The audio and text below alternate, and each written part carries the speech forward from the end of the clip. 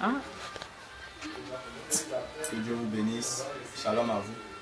Je vais voir les gens en même temps s'il y a les notifications. Que Dieu vous bénisse. Shalom à vous. Voilà, excusez-nous pour le retard. Excusez-nous pour le retard. Maintenant, je prie pour vous que actuellement Dieu vous donne la grâce et Dieu vous donne la force. Je prie même que vos connexions internet passent très bien afin que vous puissiez suivre cette vidéo jusqu'à la fin. Voilà.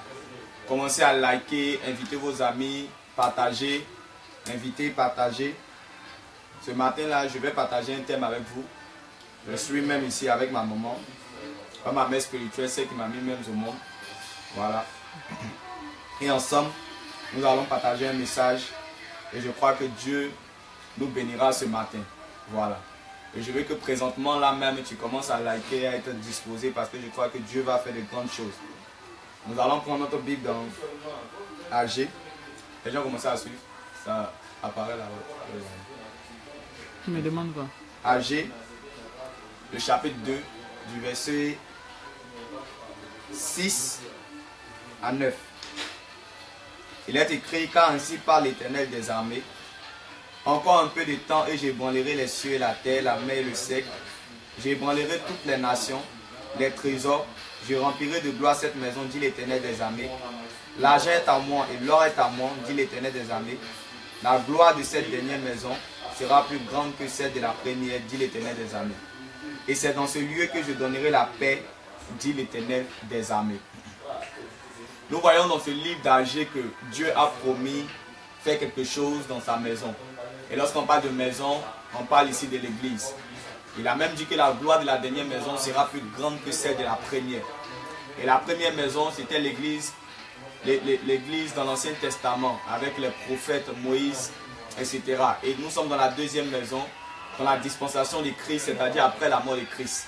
Et Dieu a promis des choses pour cette maison-là. Mais bien aimé, nous voyons que ces choses-là n'arrivent pas.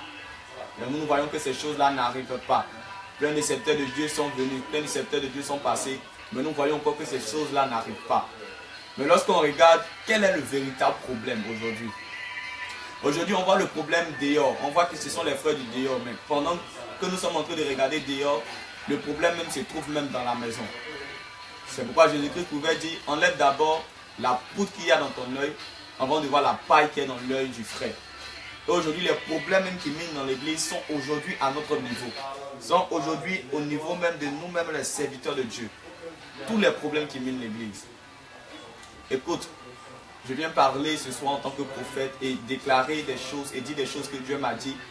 Je ne ferai pas de cadeau à quelqu'un ici et personne, ni ma mère, ni moi, nous ne ferons des cadeaux à quelqu'un.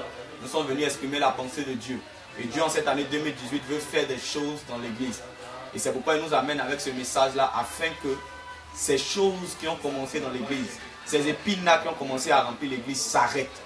La maison a besoin de réveil, la maison a besoin d'un vrai vent, la maison a besoin d'un vrai feu. Nous n'avons pas besoin des feux étrangers. Aujourd'hui, ils sont en train de corrompre l'église. Aujourd'hui, nous voyons l'église être en train d'être corrompue. Les païens aujourd'hui même, ils ne veulent même pas aller à l'église. Pourquoi? Parce qu'aujourd'hui, lorsqu'on regarde l'église, on voit que les chrétiens sont pauvres et les pasteurs riches. On voit qu'aujourd'hui, il n'y a rien dans l'église qui ne va. Et cela ne peut pas attirer quelqu'un à venir dans l'église. Lorsqu'on regarde aujourd'hui, et aujourd'hui, le nom qui est donné aujourd'hui à tous les pasteurs, c'est qu'ils mangent l'argent des fidèles. Et aujourd'hui, nous-mêmes, aujourd'hui, en tant que serviteurs de Dieu, ça doit nous interpeller et de dire, ah, dans la Bible, qu'est-ce que Dieu a dit? Il a dit, apportez dans ma maison vos dîmes et vos offrandes, afin qu'il y ait de quoi manger. Or, la nourriture qui doit être là, c'est la nourriture non seulement de toi et du peuple. Un pasteur qui n'est pas libéral, qui ne gagne que pour lui seul, qui ne mange que pour lui seul, vraiment change cela. Car les choses d'abord ne sont pas que pour toi dernièrement, mais sont aussi pour les fidèles qui t'entourent. Même lorsque tu reçois une offrande, est-ce que tu l'as une fois partagée avec d'autres? Aujourd'hui, nous-mêmes, entre nous-mêmes, les serviteurs de Dieu, nous ne faisons même pas de dîmes parce que nous croyons que déjà, c'est nous qui sommes les sacrificateurs. Donc, on reçoit seulement. Mais et la dîme aussi que tu fais à Dieu. La dîme n'est pas que tu verras un pasteur forcément, mais tu peux donner cela à un frère, à une soeur qui est dans le besoin, à un orphelin, à une veuve. Bon, aujourd'hui, les veuves, les orphelins sont à l'église. Les personnes pauvres sont à l'église. Mais lorsqu'ils viennent, pasteur, prie pour moi. C'est des offrandes que tu leur demandes. Pourtant, tu sais que lui-même, il n'a rien à manger. Arrêtons cela. C'est vrai, je ne dis pas de ne pas honorer les serviteurs de Dieu. C'est vrai qu'il faut honorer, mais l'exagération devient l'adoration. Parce que lorsque nous commençons à exagérer, la place de Dieu n'est plus dans l'église.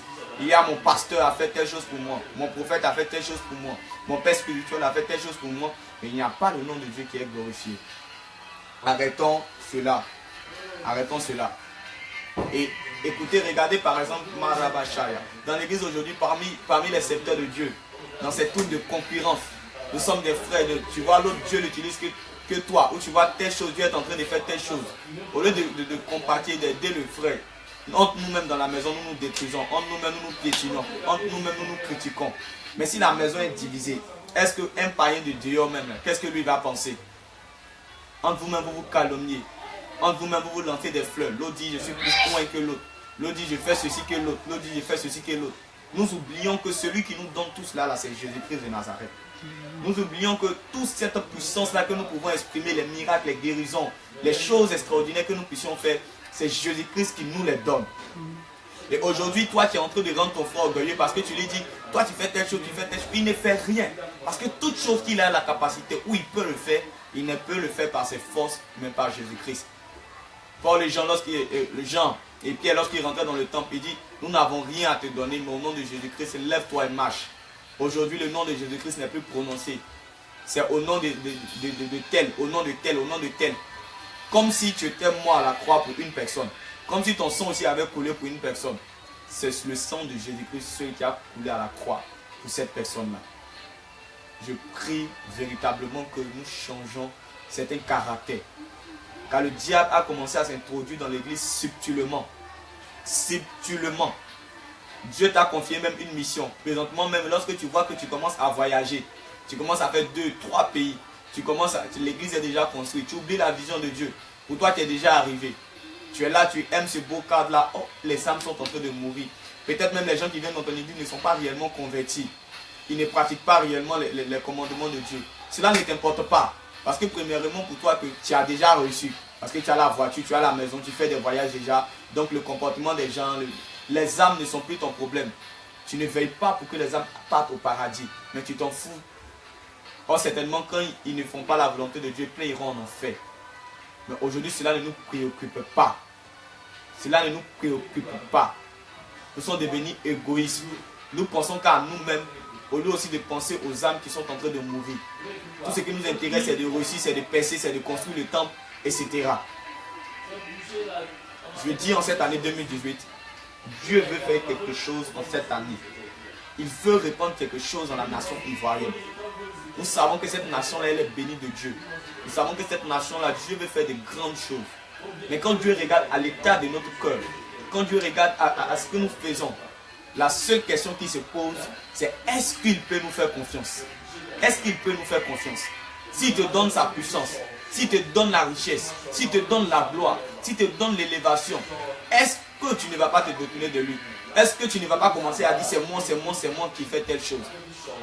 Aujourd'hui, telle est la question que Dieu se pose. Ce n'est pas que Dieu ne veut pas donner la gloire, ce n'est pas que Dieu ne veut pas donner la richesse, ce n'est pas que Dieu ne veut pas donner la bénédiction. Mais Dieu se demande, est-ce que je peux te faire confiance? Les païens là qui sont là aussi, quand ils pèsent, c'est Dieu qui les fait percer. Même aujourd'hui, quand tu vois une personne qui a une grosse voiture, il n'a pas besoin de venir dans ton église. Parce que Dieu fait pleuvoir la bénédiction s'il est bon comme les mauvais. Mais nous qui sommes dans la maison, Dieu ne veut pas nous donner la bénédiction parce que nous sommes comme des hypocrites.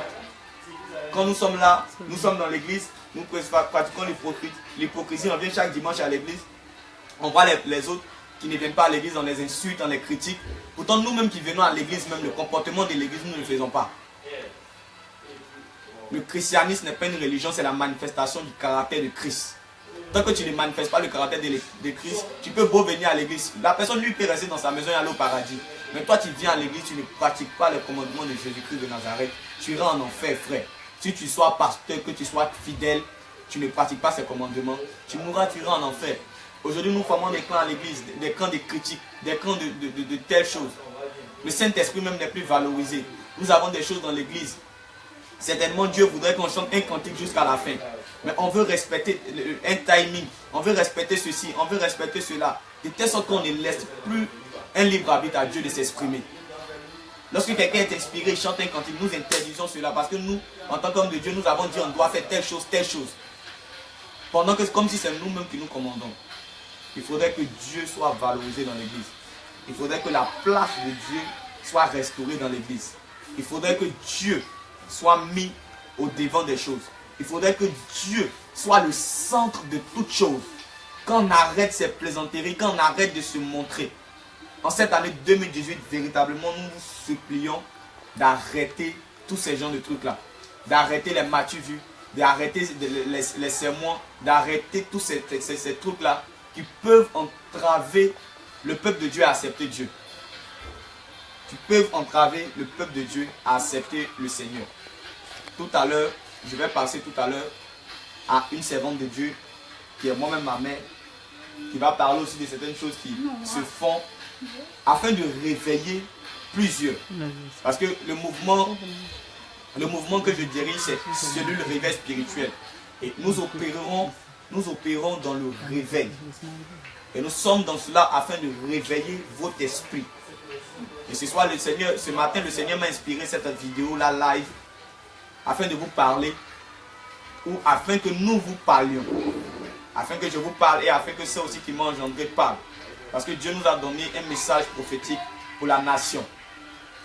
Il y a un vent qui va souffler, il y a une puissance de Dieu qui va souffler. Et si nous ne nous disposons pas réellement, si nous réellement, nous ne voulons pas recevoir cela, nous verrons Dieu utiliser les autres véritablement. J'ai commencé à servir Dieu à 14 ans. Ma famille est témoin, ma maman me filme présentement et je parle. À 14 ans, Dieu a commencé à m'utiliser. Je n'ai rien touché, je n'ai pas eu besoin de bague, je n'ai pas eu besoin de fétiches, je n'ai pas eu besoin de quelque chose. Et Dieu continue de m'utiliser. Et comme la maman vient depuis même ma naissance. Mais aujourd'hui, je vais dire à quelqu'un et me présenter comme un signe. Pour dire qu'on n'a pas besoin de toucher des choses. On n'a pas besoin de toucher ces choses. Bientôt, j'aurai mes 18 ans. C'est-à-dire que dans cet intervalle de 17 ans même, Dieu est en train d'exagérer. Il fait des choses extraordinaires. Mais cela ne m'empêche pas d'être le fils à ma maman. Cela ne m'empêche pas de rire. Cela ne m'empêche pas de pouvoir jouer. Cela ne fait pas de moi un roi. Cela ne fait pas de moi un Dieu. Quand nous sommes à la maison, nous sommes à la maison. Aujourd'hui, nous sommes dans ces choses-là où la soeur, dès que tu viens parce que tu as commencé à voir à l'église, tu ne causes plus avec les autres, un peu seulement c'est j'ai vu. De telle sorte que le nom de Dieu n'est plus glorifié. Et le dernier message que je vais arrêter et terminer avant de passer à ma maman, c'est que aujourd'hui les chrétiens doivent impacter dans tous les domaines d'activité. Aujourd'hui nous sommes critiqués, nous sommes calomniés parce que nous n'impactons pas. Tu es chrétien, à l'école tu n'impactes pas, tu es dernier. Comment montreras-tu ta chrétienté? Tu es chrétien dans ton travail. Jésus-Christ n'est pas valorisé. Aujourd'hui, nous ne voulons pas occuper certaines parties sous prétexte que Dieu n'aime pas ça, Dieu n'aime pas ça. Salomon était roi, Dieu était avec lui. David était roi, Dieu était avec lui. Dieu était avec plein de personnes qui étaient bien placées. Joseph était bien placé aussi. Il était le deuxième du roi d'Égypte. Dieu était avec lui. Moïse était prince d'Égypte. Aujourd'hui, Dieu veut élever des personnes aussi dans ces endroits-là. Dieu veut qu'il y ait des professeurs aussi, des chrétiens qui soient des professeurs, des chrétiens qui soient des directeurs, des chrétiens qui soient des ministres, des chrétiens qui influencent dans tous les domaines de la société. Même à l'école, que vous soyez à la tête. Mais aujourd'hui, nous avons tellement perdu le rythme. Quand on ne voit pas des chrétiens à la tête, même à l'école, quand on ne te voit pas à l'école, le nom de Dieu n'est pas glorifié. Puisque lorsque tu seras derrière, qu'est-ce qui va pousser les gens à croire en Jésus-Christ? Qu'est-ce qui va pousser les gens à suivre Jésus-Christ de Nazareth? Nous sommes là seulement, un peu seulement, Dieu. Mais en réalité, on ne montre pas ce Dieu-là. Ce Dieu-là n'est pas révélé. Aujourd'hui, lorsqu'il y aura des païens ou autres personnes, lorsqu'ils seront dans des endroits, par exemple dans le cas scolaire, le professeur sera là.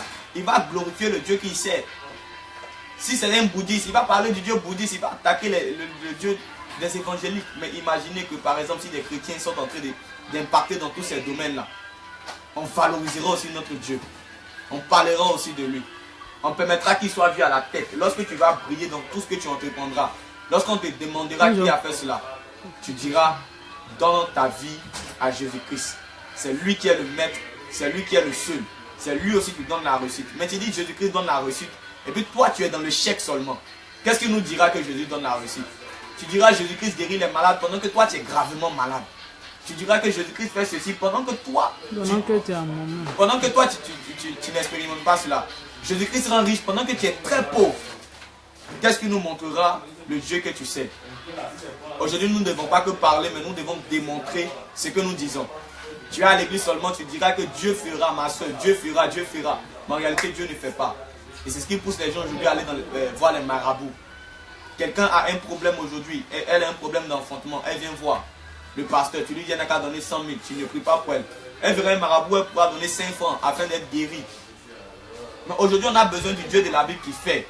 Du Dieu de la Bible, lorsque tu viens et tu dis, j'ai tel problème, tu dis, au nom de Jésus-Christ, tu reçois ta délivrance, tu reçois ta guérison. Et la personne constate la guérison instantanément.